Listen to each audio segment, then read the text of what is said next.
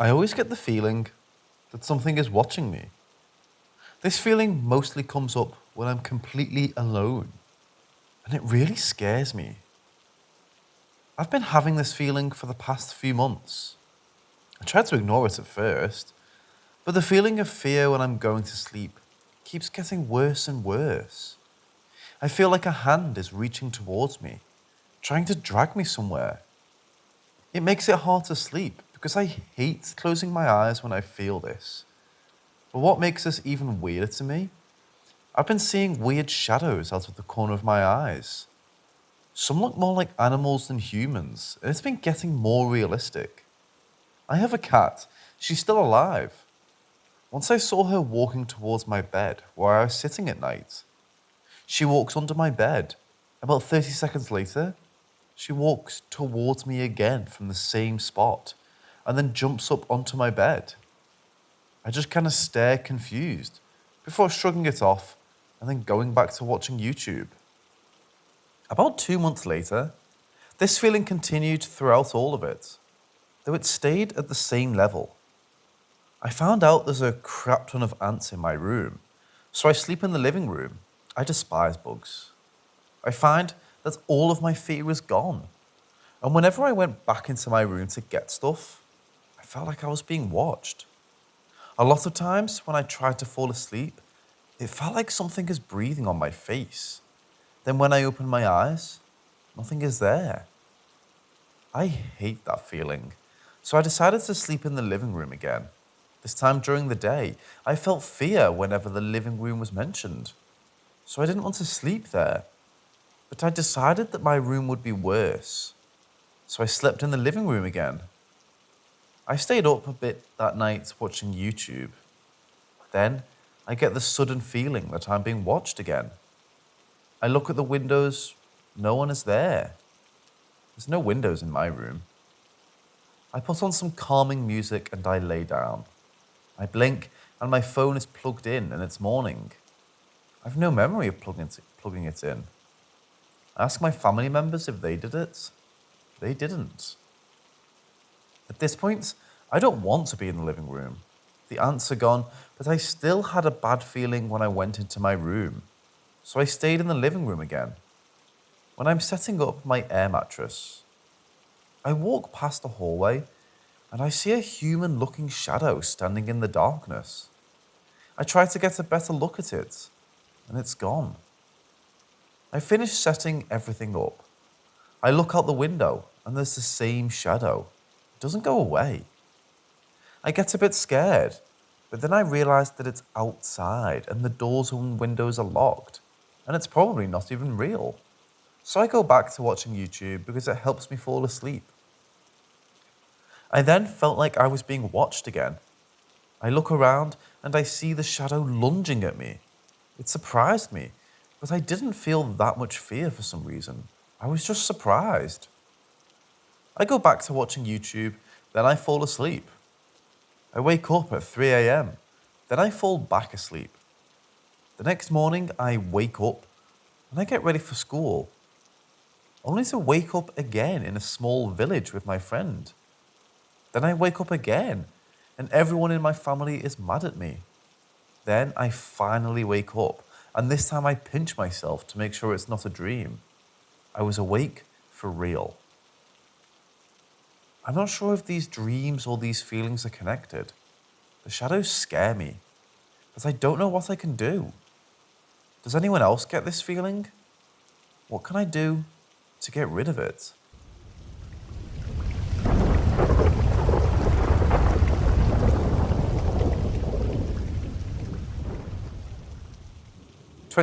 May 2021, Italy. It started as a usual weekend. I was at a friend's home with other friends, drinking something, chatting and playing games. When it's summer, sometimes we decide to go outside for a walk. It was night, around 11:30. Cloudy, we could still easily see where you were going. We live in a countryside place, but not too far away from the nearest city. It's the typical Tuscany landscape.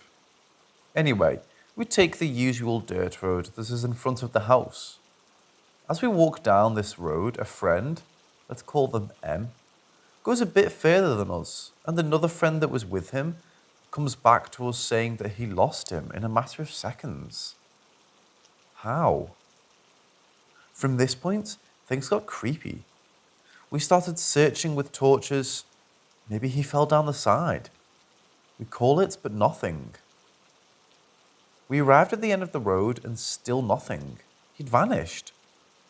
The road is around 200 meters. Plain and with a dead end. How can someone disappear? Fine, maybe he came back home, we thought. So half the group backtracked to home to check, while me and two other friends remained at the dead end. Later, we get messages that he's not at home. So we too started coming back. When we've nearly arrived, M reappears from the road, running towards us. At first, he thought that we made up some kind of bad joke on him. But no. He then explained what happened from his point of view. As we all saw, M was just walking by himself a bit further than us. When he reached the dead end, he realized that we weren't there behind him anymore. No torchlights, no voices, nothing. From his point of view, we were the ones that vanished. So he too backtracked to home, but there was no one there. So then he came back to the dead end, doing the same road from start to finish. 3 fucking times. And nothing. We live in this place. We would know where we are with eyes closed. There are no roads similar to that nearby, and it's literally impossible to miss each other on a straight, plain road. So how did all this happen? We thought about it all night, searching for some kind of explanation of what we just witnessed. But how can you explain this?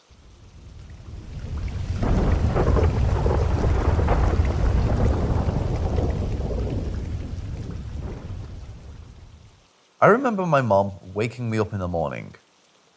When I got out of bed, I was floating. My feet were off the ground. I looked down very calmly, and I just stood there staring. My mom didn't notice at all. I was very calm, and so was my mom. I never told anyone about this. One day, me and my sister were hanging out in our town, having a good time, when she randomly brings up an experience pretty much identical to mine. She told me that one day, she was in the hallway of her school when she just started floating. She said that nobody seemed to notice, but her. She said that she looked down and her feet were off the ground. She brought this up out of nowhere. I had never told her about my experience. But she just told me out of nowhere. I was really freaked out, and I told her my experience, and she freaked out too. She has a fairly bad memory, yet she still remembered this experience. I don't know what the whole floating thing was about to this day.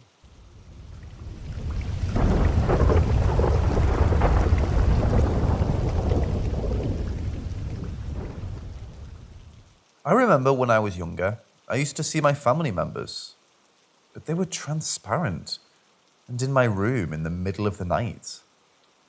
Let me explain. So the first time this happened was a while ago. I had just woken up from a nightmare, and I saw my mom smiling sweetly and stroking my head. I fell asleep as if nothing had happened. And when I woke up, it occurred to me that she was transparent. I couldn't feel the contact between her hand and my head either.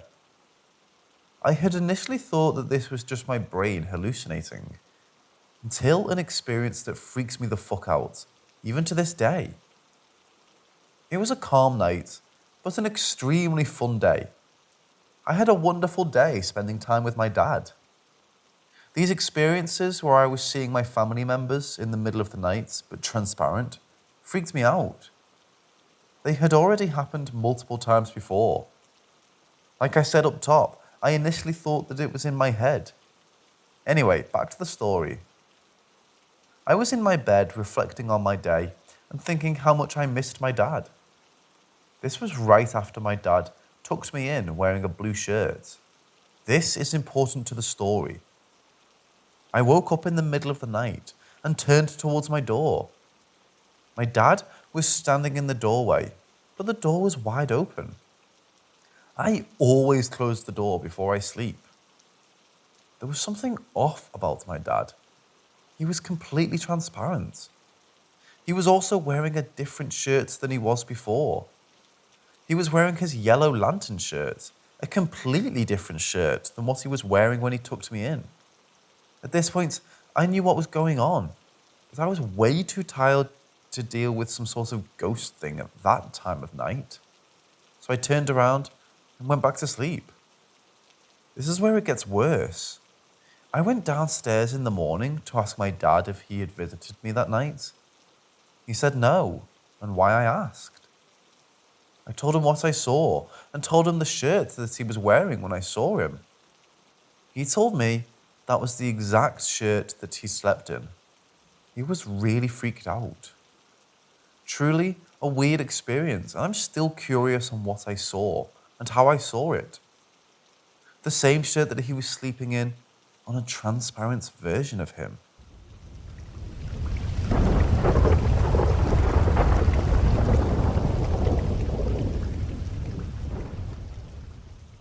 To this day, I remember the day as a baby I became conscious. And before I could even talk, I remember thinking, where am I? I remember dreams from my childhood, like they were yesterday. Dreams I've had many years ago will continue to this day like a story. My brother passed in 2010, and the night it happened, I was visited by a spirit that told me. And I thought it was just all in my head. The next time when his passing was confirmed, military, being completely awake, laying in bed, he came and sat right on my legs, like he used to do to wake me up for work. I was a little freaked out, but was very calm in an emotional time. Within the first couple years, he would visit me in dreams and show me, like the ghost of Christmas past, why things happened the way they did. To this day, we go on dream adventures. He comes to tell me he's still around. I have so many weird stories of my life that I truly believe is a movie. 2 years after my brother's passing, I slept over at my buddy's house and astral projected. Seeing my body laying there floating up out of this house as soon as I got to height of the tops of trees, it was like a vortex took me away at the speed of light and went through this vortex wormhole thingy very fast. Had all my senses slowed down right when I was in orbit of this blue/red planet and slowly floated to the surface. When it was all cloudy ground and dark and thousands of people, which seemed like they were waiting for an event, there was a ball of light on the horizon, and I started walking toward it, people saying hello, I haven't seen you in so long, or just hi. I didn't really recognize anyone. As I'm walking towards this, for some reason I thought it was a party, someone walking the other direction of everyone else bumps me so hard in the shoulder, it spins me around, and the person throws their arm over me, and out of the corner of my eye, I see it's my brother. And he says, "You can't go there, go home, go home, go home." And on the third time he stopped, walked, and I took 2 more steps and back into the vortex, back to earth, back through the roof, back into my body. As soon as I hit my body, I flung up wide awake. The world isn't what it seems. Everything is a theory based off another person's theory.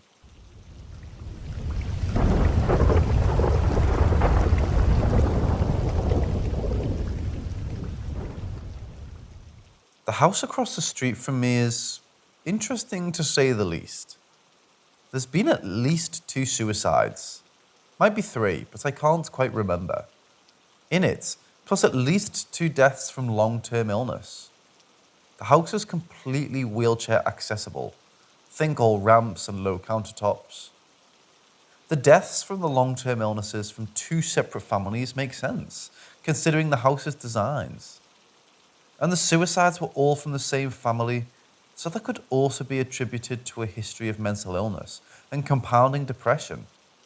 Despite my belief, the house is haunted. The most recent suicide was on Thanksgiving. It's a Black Friday morning a couple years back. The eldest daughter shot herself in the mouth with a shotgun at about 3 a.m. My bedroom window faces the house, and me being in high school and on Thanksgiving break, I was awake and heard the gunshots. That time, I thought nothing of it. There's an apartment building nearby that has quite a few people that light off fireworks consistently. But I did think it was weird I only heard one.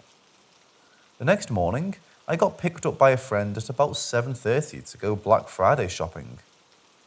I got back around 2, and there was crime scene tape around their house. I asked my parents about it, and they said a cop had come by asking if they heard or saw anything suspicious the night before. But that's all they knew. We just assumed there was a break-in. That night, again at about 3 a.m., I heard the same noise as the night before, again assuming it was a firework. Same thing the next night. The next night, around dinner time, a pizza gets dropped off at our house. Weird.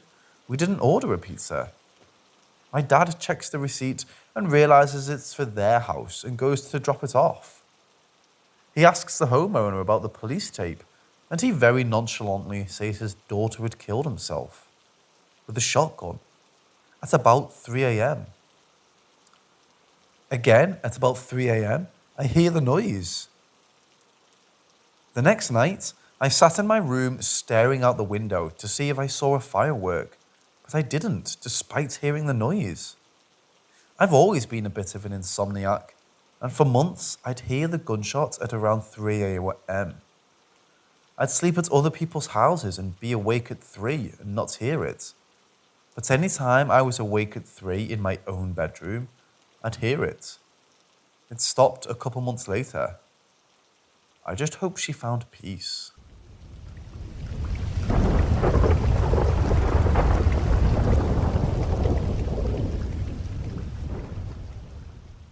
It started a few months after me, my mum, and sister moved here. I decided to stay late and play on my PS3 in the living room. Something about this house. Every downstairs room, except for my mum's room and the bathrooms, are connected to each other with doors that are always open. So there's a hall, kitchen, my mum's office, living room, and the same hall again. So you can basically run in circles. I saw someone entering my mum's office through the kitchen. I thought it was my sister, but I found it a little weird that she didn't turn the lights on. After like an hour, it hadn't come out of the room. I thought that was weird, so I entered the room myself, and no one was there. Nothing like that happened again until a few weeks ago. I was lying in my bed, and I saw my doors closing themselves without any help.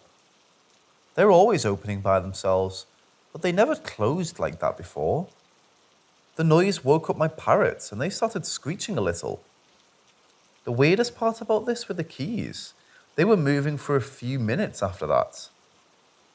I know it's normal for keys to do that after doors were closed, but I think a few minutes is a little too long.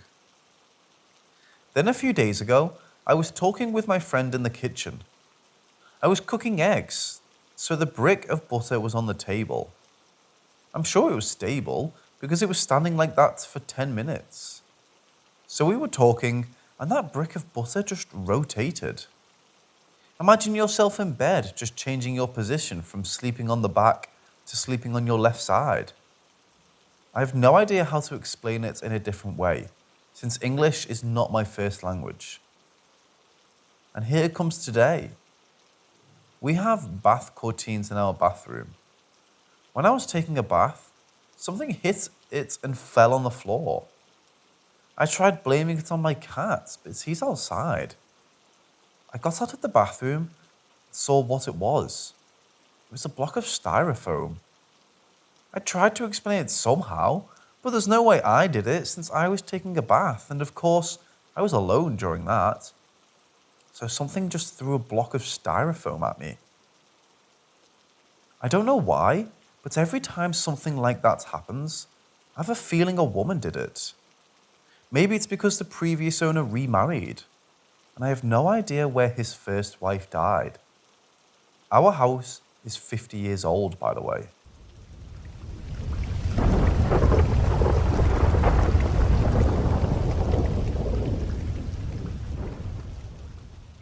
After my second cat died, me and my sister couldn't believe that the body shown to us belonged to her. So we started searching in the woods near her grave. We started yelling her name, and after a few minutes, I heard her meowing. No cat sounds the same. If you have a cat for a long time, you learn to differentiate their voice from the others. I asked my sister if she could hear it, and she said yes. We couldn't tell where the voice came from. It seemed like it was coming from every direction, like the forest itself was meowing. We were searching for a few more minutes until the meow stopped. A few months later, while I was taking a bath, I suddenly became ashamed of being naked. I ignored it until I saw one of the bras hanging on the wall swinging. I found it weird. The doors and windows were closed. They shouldn't have been moving at all. I tried not to think about it until I saw a grey mass jumping into the sink. I freaked out and ran away. At first, I thought it was my dog, who passed 2 weeks prior to that. But after some thinking, I realised that it was actually my cat. My dog hated the bathroom, while my cat loved lying in the sink and playing with things that hung on the wall. I was also always irrationally ashamed when I was naked in front of her. Years have passed. I got a lovely female cat named Felicia, who passed away a year ago. Whenever I sit outside in the dark near the place of her death, I usually smoke there when I don't want to risk waking up my mum, I can hear her snuggling to the walls, purring and making that weird female cat sound. She's always with that man who jumps and runs around our garden, but that's a different story, though he's the reason why I avoid visiting her. But I can't see any of them, even when I look in the direction of the sounds.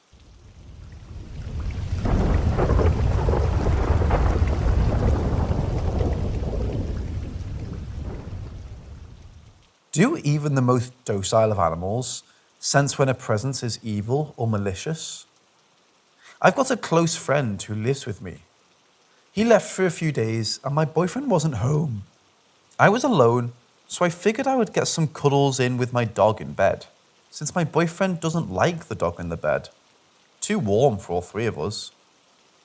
So we laid together for about 10 or so minutes, when clear as day, I heard in my friend's voice saying, "Hey G," but no one was home. The voice was loud and so clear, it sounded like he was sitting next to me. I was a tad freaked out, but when my big baby of a dog, who's growled maybe 6 times in his whole life, started growling at it, it really freaked me out. All the hair on my dog's back and neck stood up. He stared at the entrance of my room and just continued to growl. His eyes were following something, and any time he'd shift around the room, he would position himself so he was in front of or over the top of me. I didn't hear anyone's voices after that, nor was it the first time I've heard voices, but it's never been my own friend's voice who's still very much alive. My friend's got a voice you could recognize anywhere too, so it wasn't a similar voice. No, I know for a fact it was his. I know animals can sense things, but my question is, do you think the voice was malicious or evil? My dog doesn't even growl if I'm play fighting with a person. He's never seemed to care if I was in danger. Could he have felt like he was in danger, and that's why he growled?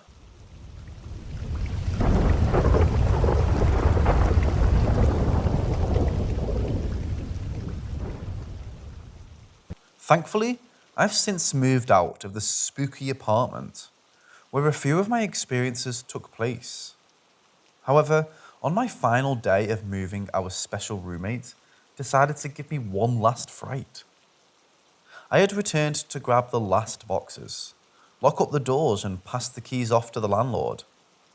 I was alone in the apartment with my sister, waiting for me in the car outside. I'd been making trips up and down, bringing the last of our stuff, and finally, there was just one box upstairs, in the back bedroom. I went into the room to grab the box, and somehow this box had been unpacked and refolded. The part that freaked me out, though, is that the box contained statuettes of various Greek and Roman deities. These statuettes were pulled from the box, individually unwrapped, and placed facing backwards along the wall, on the floor where the table that had held them used to sit. Why backwards? That part seemed really strange to me. I could understand not wanting us to take them with us, perhaps so laying them out makes sense, sort of, but why backwards? Anyway, the door had been locked, and I helped my girlfriend pack that box. I distinctly remember taping it shut and pushing it against the wall near the door. Even if my landlord had randomly decided to check our progress on the move or something and came in the house, why would he unpack our stuff? I asked the downstairs neighbour on our way if he'd heard anything upstairs overnight, or while we were gone, and he said it had been the quietest it had been all year. Before the move, I was working at a country club. My work usually had me downstairs alone in the basement's prep kitchen. On my first day, one of the senior employees gave me a quick tour of the place, which was massive and easy to get lost in. The employee, we'll call her G, was very hesitant to take me to the basement's prep kitchen. She even asked another senior employee if he'd show me to the basement's kitchen instead. But he was busy, so she got stuck with it. So we make our way down the stairs around some corners, and we wind up in a small kitchen. The kitchen is surrounded by a well-lit, well-used storage or dishwashing area, a dim and barely used dining hall, and a big set of double doors that lead to the sub-basement storage. Like I said, the place was way too big. The layout is kind of important though, so to be brief and accurate, if you are standing in front of the oven, there's a prep table to your left on the other side of which there is a well-lit dish/storage. To your right is another prep table against a wall. On the other side of the wall is the entrance to the dim dining hall and the double doors to the sub-basement. So while working the prep station, you can see the dish and storage area, but not the dining hall or sub-basement door, as they were around the corner. So to get to the dining hall, you'd have to cross in front of the sub-basement door. Now, during my little tour, G had told me that she doesn't like going down there at all, and that she absolutely refuses to go in the dining hall alone, or the sub-basement at all. We joked a little about how spooky it was down there, but then her tone got really serious, and she said, "No, but seriously, stay away from the doors and ignore everything you hear from down there." Straight out of a horror movie, but okay. My first day on the job, I'm not asking dumb questions about spooky sub-basements. So I work my first shift without incident, as well the next 2 weeks without any problems. But on the first day of my third week, I went down to the basement prep to start working. It was 3 in the afternoon, and I was pretty excited about that day, as we had an event going on, and it'd be my first time working an action station. So I wasn't thinking about spooky basement doors or anything, just happily slicing ham for the day and thinking about the night to come. Over the hum of the slicer, I thought I heard one of my co-workers walk behind me. I even thought I saw a flicker of movement on my right. I thought it was weird that they were headed that way. I hadn't seen anybody go into the sub-basements or dining hall yet, but I figured they were probably grabbing something for the event. So I just kept slicing. That's when I heard a loud thump, like someone had taken a rubber dodgeball and threw it against the door. It made me jump, and I wasn't sure where it came from, so I turned off the slicer and listened closely. I didn't hear it again, so I went back to switch on the slicer. but right as I touched it, there was another thump. For sure that time, I knew it came from around the corner, by the sub-basement and the dining hall. In my mind, it was obvious that someone had gotten stuck in the basement or dining hall and needed me to open the door for them. So I pulled off my gloves and went around the corner to check which door they needed open. I tried the dining hall door first and poked my head in when there wasn't anyone waiting on the other side. It was dim in there, but the room was empty except for the few tables pushed against the walls. So I closed the door and moved over the sub-basement doors, which had a small window set above each doorknob, kind of like the doors they have in classrooms and such. But when I tried the door, it was locked. I thought it was weird to keep the door locked, but then I remembered what G had said and got a little spooked. I started to walk away from the door when I heard that same thump only twice as loud against the doors behind me.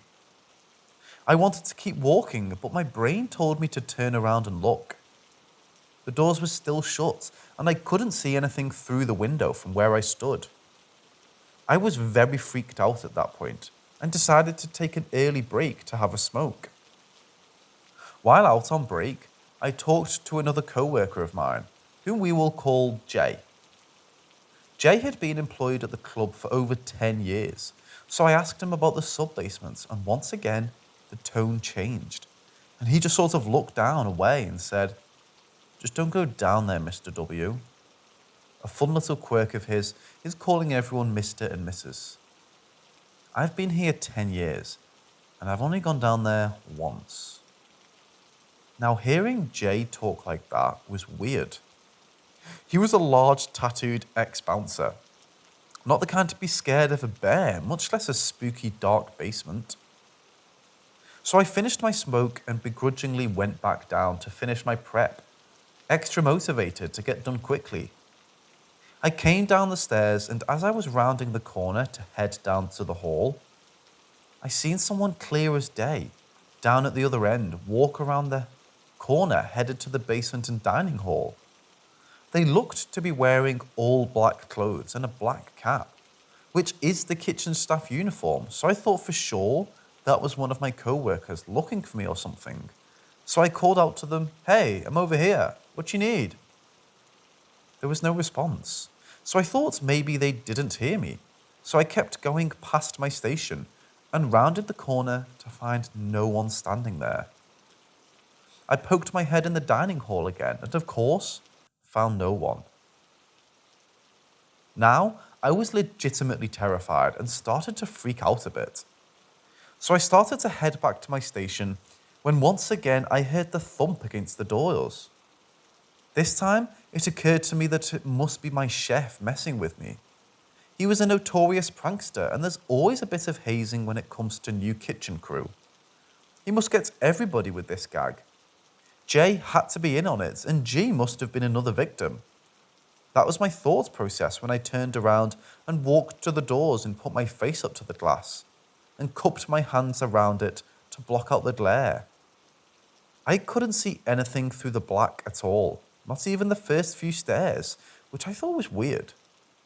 Shouldn't at least a little light make it through the window from the hallway lights? I mustered up my bravest voice and said, "Very funny, Chef B, but I seen you that time." I waited for a response, but no one said anything. I started to get a weird feeling, like I was standing next to a huge electrical charge or something. It was like I was getting tickled by TV static. That's the only way I can describe it. I pulled my face away from the window and glanced behind me to make sure no one was trying to sneak up on me. But when I put my face back to the glass, my heart dropped. I could see the stairs now, which means that as I was peeking through the glass, someone or something was standing right on the other side, blocking out the light from the hallway and giving the illusion that I was looking into darkness. The only problem with that is whatever or whoever it was would have to be large to block the whole window in its entirety.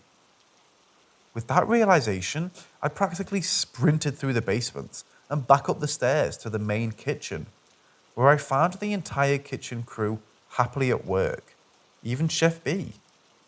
I told Jay about what had happened, and G must have overheard me because she just quietly said, "I told you to ignore anything you hear down there."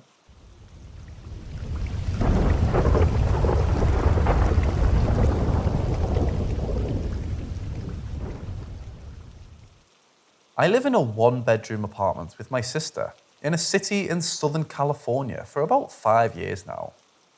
I have the one bedroom that includes the bathroom, while the living room area is basically her room. My mother and brother live in their own apartments in the same building, so my family and I are all pretty close to each other, and I feel they wouldn't lie to me about all this, but I have my doubts. My sister, an ex-boyfriend, and 3 friends have all told me the same thing. They get an uneasy feeling when they enter my room and have seen a shadow person, all in varying instances. My mother, however, has told me while she never has seen any shadow person, she does try to avoid going into my room if she can, because the feeling is too unbearable. Since the day I moved in, I have never felt or seen anything paranormal. Recently this year, I started an Ofrenda. For those of you unfamiliar or not Mexican, it's an altar to honor those family members that are no longer with us. You put pictures of them and offerings on the altar and blah blah blah. I find it as a spiritual refuge and has personally benefited me. My sister disapproves of it, however. She has told me ever since I started my Ofrenda, the bad energy she gets from my room is more intense now, and that it has given her major anxiety. She's more or less moved in with her boyfriend recently due to her new job, but also confessed to me it's partially because of my room. I find it pretty funny, but she told me she thinks it could be the reason why the kitchen almost went up in flames. 3 weeks ago on Friday night, I went to sleep and woke up at 7 a.m. to the smell of gas. I went in the kitchen and 2 burners were on. Something had burned on the stove top, but I couldn't tell what it was, as it was just ash. I unplugged the stove quickly and saw the black soot all over the walls, the floor, everywhere. Since I had left the front door open, my mother checked the security cameras and saw smoke leave the screen door around 2 a.m. and was burning throughout the night. I personally think it was a stove malfunction, and I've never been a sleepwalker. My sister and mother think it has something to do with whatever evil energy is in my room, and is now even more emboldened ever since I started my altar. I really don't know what to tell them anymore. And now my family is considering getting the apartment cleansed.